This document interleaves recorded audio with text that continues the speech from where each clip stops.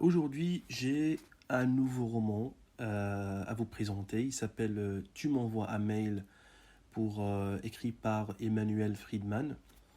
Emmanuel Friedman, en fait, elle a écrit ce roman qui est pas plus que combien de pages de 250 pages. Et je vous donne un petit synopsis. Une jeune femme, nouvellement embauchée au sein du service communication d'une grande entreprise, tente de survivre dans cet univers surréaliste et impitoyable qui est le monde professionnel. Elle évoque avec beaucoup d'humour et d'ironie son quotidien. En fait, c'est écrit comme ça. Elle évoque avec beaucoup d'humour. Bon, je trouve pas trop d'humour, mais quand même, sa façon de raconter est intéressante, mais je trouve pas vraiment de l'humour dans son style d'écriture. Donc l'auteur, comme je vous ai dit, il s'appelle Emmanuel Friedman, qui est une journaliste. Voilà. Donc je vais par hasard choisir euh, voilà, donc un chapitre. Le chapitre en fait d'aujourd'hui, il s'appelle que je vais lire. Bon, le chapitre que je vais lire aujourd'hui pour vous de ce roman Tu m'envoies un mail d'Emmanuel Friedman. Il s'appelle Réduction du temps de pensée. Allez, c'est parti. Je commence la lecture. Avant de devenir salarié de l'entreprise, j'étais journaliste, payé à la pige, c'est-à-dire rémunéré à l'article. Directrice de collection dans une maison d'édition, payée en droit d'auteur, bref, précaire. Je cumulais une foultitude d'emplois plus passionnants les uns que les autres, mais qui me permettaient à peine de payer mon loyer. En somme, je faisais partie de cette génération prolétaire de l'intellect, capable de tout faire, sauf de gagner convenablement leur vie. Alors, j'arrête ici la lecture et je pense que cette idée, elle est très très intéressante parce que euh, on remarque aussi on remarque qu'il y a des gens vraiment qui sont vraiment intelligents, qui ont un niveau de QI qui est assez élevé dans leur spécialité, hein, dans ce qu'ils font dans leur vie. Par exemple, l'architecte, il maîtrise l'architecture, l'informaticien, il maîtrise l'informatique. Elle, en tant que rédactrice, elle maîtrise très bien l'écriture et la rédaction des articles dans les journaux, sauf que ces gens-là qui maîtrisent bien leur profession, ils ont du mal à construire de la richesse, ils ont du mal à construire leur vie qu'ils la méritent. Donc moi, je suis tout à fait d'accord avec cette idée-là. Donc, elle dit, en somme, je faisais partie de cette génération prolétaire de l'intellect, capable de tout faire, sauf de gagner convenablement leur vie. Alors, je pigeais à gauche et à droite, faisais des enquêtes, lisais des livres, rédigeais des articles, mais j'avais du mal à joindre les deux bouts. Voilà. Donc, c'était vraiment très difficile pour elle de réunir tout ça dans sa vie. Alors, je continue la lecture. Lorsque l'entreprise me contacta pour savoir si le poste de rédactrice m'intéressait, j'ai décidé de sauter sur l'occasion. L'entreprise me proposait chose incroyable, un CDI. Voilà, l'entreprise me proposait chose incroyable, un CDI. Et un CDI, c'est-à-dire un contrat à durée indéterminée. Donc, visiblement pour elle, c'était une grande chose, un truc qui est vraiment naze. Le directeur général avait remarqué plusieurs de mes articles dont les rubriques culture, tendance et environnement, d'un quotidien national qu'il lisait, d'un journal national qu'il lisait régulièrement. Il appréciait mon style et me proposait de travailler en tant que rédactrice au sein du service de communication de son entreprise.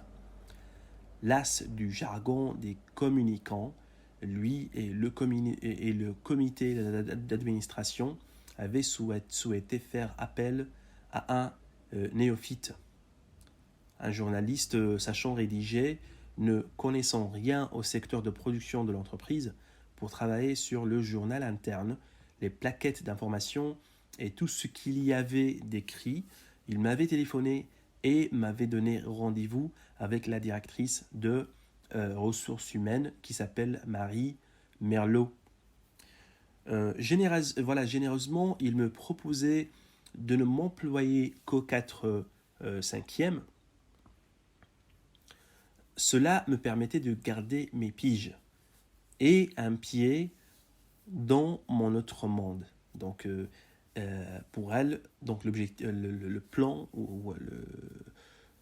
donc le plan, ce sera de garder les piges et petit à petit s'intégrer dans ce nouveau autre monde pour elle, le travail dans une entreprise, au sein d'une entreprise. Certains font du sport après le boulot, moi je continuais le journalisme. Donc apparemment, son salaire n'était pas assez. Fini les fins de mois difficiles, certes, ce n'était pas le boulot de mes rêves, mais accepter signifiait. À 30 ans et quelques, accéder enfin à l'âge adulte, j'allais pouvoir discuter, comme tout le monde, des avantages des 35 heures, du montant trop bas de mes tickets resto et du 13e mois. J'étais vraiment tenté par cette vie plus facile, sans problème matériel. Peut-être allais-je même pouvoir acheter un appart, un iPhone, avoir des aspirations normales, consommer. Ma vie serait comme celle des autres. J'aurais un boulot pas passionnant, mais convenable, une vie rangée et classique. Bienvenue dans ma jungle urbaine. Donc, je constate aussi qu'elle avait aussi des rêves. Hein. Elle voulait être comme les autres, parler des sujets de 13e mois, des tickets resto, les avantages, voilà, le régime de 35 heures par semaine. Donc tout ça faisait un rêve pour elle qui se manifeste dans ce chapitre. Alors pour moi, je pense que comme vous voyez, hein, il n'y avait pas trop d'humour dans ce chapitre, mais quand même c'est très intéressant. C'est très intéressant de raconter des petits sujets comme ça sur le monde de travail. Pour moi, c'était vraiment très intéressant parce que j'avais du mal à trouver un roman qui parle et raconte le quotidien dans le monde du travail. On sait tous qu'on passe plus que 8 heures à bosser, à travailler. Donc, nous avons quand même besoin d'un roman qui va nous peut-être donner des perspectives ou nous raconter la vie des autres d'une manière enrichissante. Voilà. Donc, pour moi, je pense que je vais continuer à lire des chapitres d'une manière aléatoire. Hein. Je ne vais pas vraiment lire 250 pages de ce roman. Je vais publier ça régulièrement sur ma chaîne Cela raconte, que je vais développer petit à petit. La dernière fois, je me suis trouvé face à tout un monde de création et retouche d'images, création d'un arrière-plan quand même pas débile, quelque chose autre que mettre du texte Arial sur un fond noir. Voilà. Donc pour moi au début c'était un peu compliqué. Jusqu'aujourd'hui je suis des vidéos sur YouTube pour apprendre comment vraiment créer un arrière-plan qui peut être générique. Hein. Sinon, je pense que je vais créer un playlist où je vais envoyer ou inscrire ou déposer tous les podcasts ou toutes mes lectures tu m'envoies un mail ainsi que d'autres livres. En fait, moi, la lecture pour moi, c'est c'est un art. Je veux bien lire et relire. Je veux bien réfléchir de ce que je lis. Je veux pas bâcler aussi les sujets de droite à gauche, parce que je pense que quand on baisse la vitesse, on apprend mieux et on a le temps à absorber l'information. Voilà, donc je vous remercie de m'avoir écouté. Et j'espère bien que les prochains podcasts seront mieux en termes de qualité, en termes de qualité audio, ainsi que de la qualité de l'image, parce qu'il n'y a pas de visuel pour le moment. J'ai pas des objectifs de faire tourner des vidéos ou quoi que ce soit, parce que je dois installer un studio chez moi et tout ça, c'est... Voilà, donc ça va évoluer avec le temps. Je vais apprendre un petit peu comment faire, comment éditer, tourner des images, des vidéos de qualité, pardon. Et peut-être que ça sera dans l'avenir. Sinon, pour l'instant, on va continuer à enregistrer des audios, des audios comme ça, des podcasts, où je lis des chapitres, on les discute petit à petit, peut-être on partage des idées. Je serais très ravi si vous avez des commentaires aussi, vous pouvez les poster dans voilà, le formulaire de commentaires en bas de la vidéo.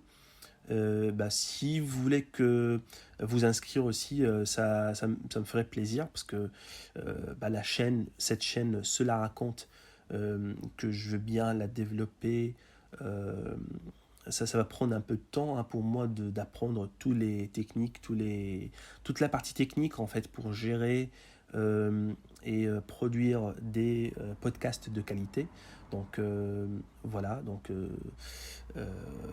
avec votre soutien et vos commentaires, vos participations aussi, je pense que ça va accélérer quand même le développement et l'évolution de ce projet. Voilà, donc je vous remercie encore une fois et à très bientôt.